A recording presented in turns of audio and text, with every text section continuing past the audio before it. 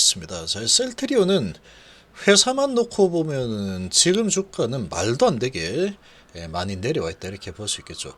삼바하고 비교했을 때 이거는 뭐 비교가 아예 안 되죠. 셀트리온이 이 바이오 쪽에서 그렇게 밀리나? 아닙니다. 절대로 아니다. 그리고 유플라이마 MC가 있을시 이 원년이죠. 올해 미국 진출 이런 상황인데 주가 이렇게 박살나고 있다. 말도 안 되는 겁니다. 자, 그리고 서정희 회장이 내년 신약 구봉물질 10개 이상 10개 임상을 한다. 자, 이렇게 얘기했죠. 그러니까 내년에는 기대해라 이겁니다. 그냥 내년에 기대해도 좋습니다. 기대해도 좋다. 그렇지만 합병 시까지는 각오 좀 하고 있어. 요런 상황이다. 이렇게 보시면 되죠. 자, 합병 이후에는 급등 스토리가 나올 수밖에 없습니다. 자, 서정진 회장 내년 신약 구물질 10개 임상하겠다. 항체 신약 임상 6개, 항암제 4개 임상 돌입한다. 30년까지 2030년까지 6개 제품 승인 판매될 것으로 예상한다. 셀트리온은 성장 스토리는 정말 좋습니다. 그래서 결국은 주가는 장기로 가면 얘는 올라갈 수밖에 없다. 이 부분은 변하지 않습니다. 얘는 변하지 않다. 계속 성장을 하고 그리고 매출 실적이 계속해서 확장되는데 어떻게 성장이 안 되겠습니까? 당연히 성장되겠죠. 국내 바이오 기업 셀트리온이 내년 10개의 신약 후보물질 임상시험에 돌입을 한다. 그리고 2030년까지 6개 제품을 승인 판매하는 것이 목표다. 자, 복귀한 뒤에 중점적으로 하려는 것은 이제 신약 개발 통해서 바이오시밀러 부분과 또 밸런스를 유지하면서 글로벌 빅팜으로 거듭나겠다. 그렇게 봐야겠죠. 셀트리온이 보유한 파이프라인은 21개, 내년에 신약으로 항체 6개, 항암제 4개, 총 10개 신약 후보물질 임상에 들어갈 거다. 직접 임상하는 것도 있겠지만 아무래도 개발 리스크 줄이기 위해서 공동으로 하는 것도 있을 거다. 그러니까 이 성장 스토리에 대해서는 뭐 의심의 여지가 없습니다. 셀트리온이 지금까지 해온 걸 보면은 완전히 뭐 거의 대부분 거의 실패를 모르는 기업이죠.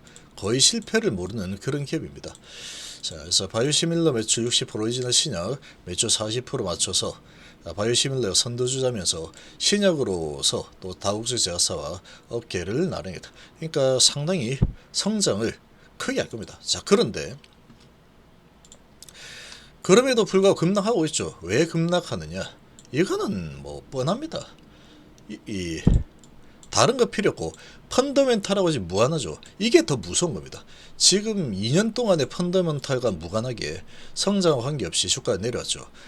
그러고 지금 3, 4병 추진의 매물 출회라고 하고 있는데, 자, 3, 4병을 한다 그러면 이 서정진 회장이 우호 세력, 그리고 회사 입장에서 보면 주가가 올라가면은 손해가 크겠죠. 당연히 손해가 큰데 우호 세력들이 정신 나가지 않은 이상 주가를 내리려고 하지 올리려고 안 하겠죠. 자, 전문가들 펀더멘털 무관하다, 이건 맞는 말인데 추세적 반등 가능하다? 안 됩니다. 제가 보기에. 왜 안 되느냐? 이 주가가 올라가게 되면은 이 셀트리온이라는 회사가 지불해야 할 비용이 아주 커지게 되는데, 당연히 그렇게 하면은 안 되겠죠. 당연히 그렇게 해서는 안 되는 겁니다. 그러니까 지금 이 주가를 합병하기 전까지는 최대한 어떻게든 잡아 넣으려고 하겠죠. 어떻게든 잡아 넣으려고 할 거다.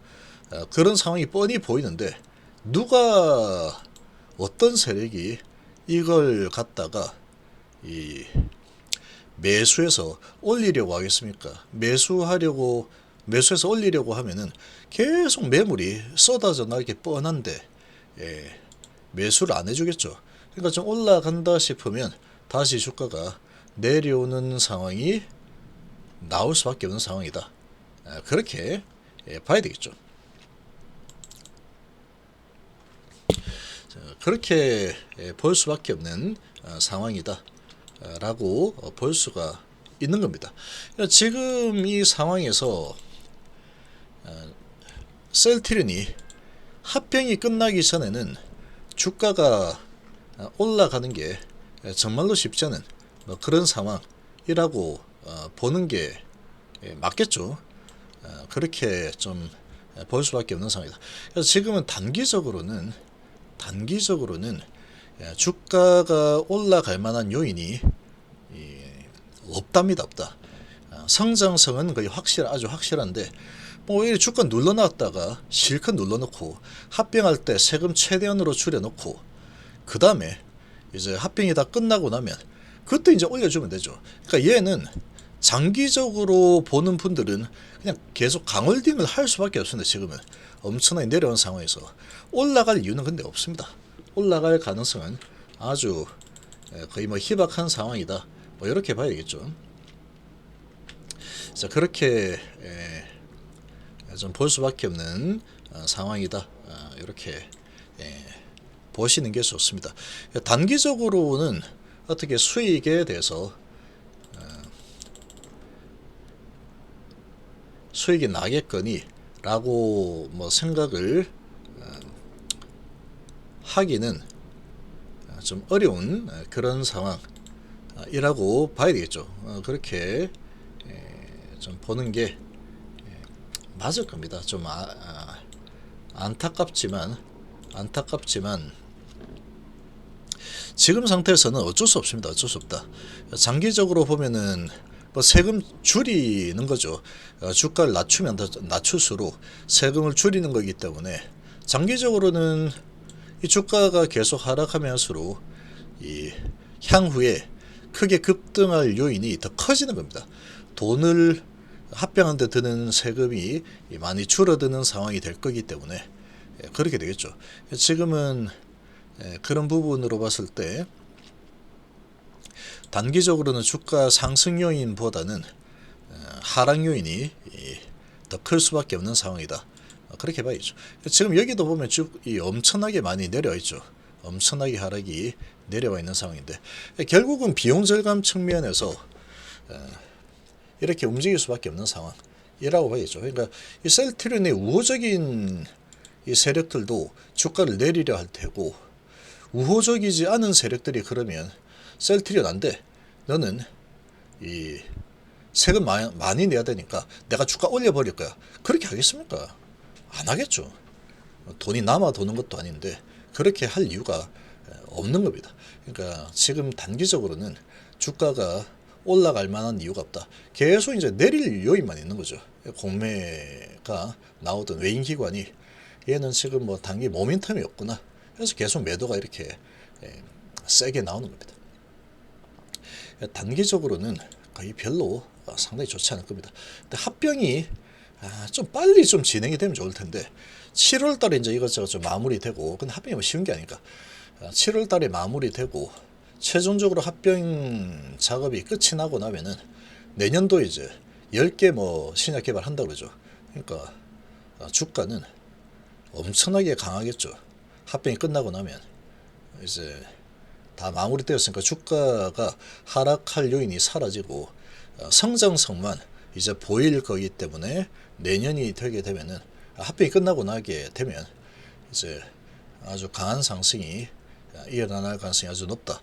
그렇게 볼 수 있겠죠. 자, 좀 많이 안타깝지만 안타까운 상황이다. 그러나 이 셀트리온이라는 기업은 아주 계속 성장을 할 수밖에 없는 완벽한 스토리를 잘 가지고 있습니다. 가지고 있는 상황, 그거는 변하지 않습니다. 그건 변하지 않는 상황이다. 이렇게 좀 보시면 되겠죠. 단기적으로는 지금 접근을 하면은 별로 재미없다. 단기적으로는 주가 하락 요인이 훨씬 더 큰 상황이다. 이 대주주의 이익이 그리고 회사 이익이 최우선이 되겠죠. 당연히. 그러니까 누가 이걸 갖다가 사가지고 주가를 막 끌어올리는 그런 모험을 누가 하겠습니까? 안 하겠죠. 안 할 겁니다. 그러니까 연기금도 이제 도와주고 있죠. 팔아라고 알았어. 내가 팔게. 이제 안 살게. 이런 분위기가 형성이 되고 있죠. 얘들이 또 안 사주고 이렇게 되면은 올라갈 요인이 없습니다. 사주는 사람이 없으면 주가는 올라가지 못한다. 아무리 미래 성장성이 좋다라고 하더라도 합병이 발목을 잡고 있으면 못 올라간다 이렇게 보는 게 맞겠죠.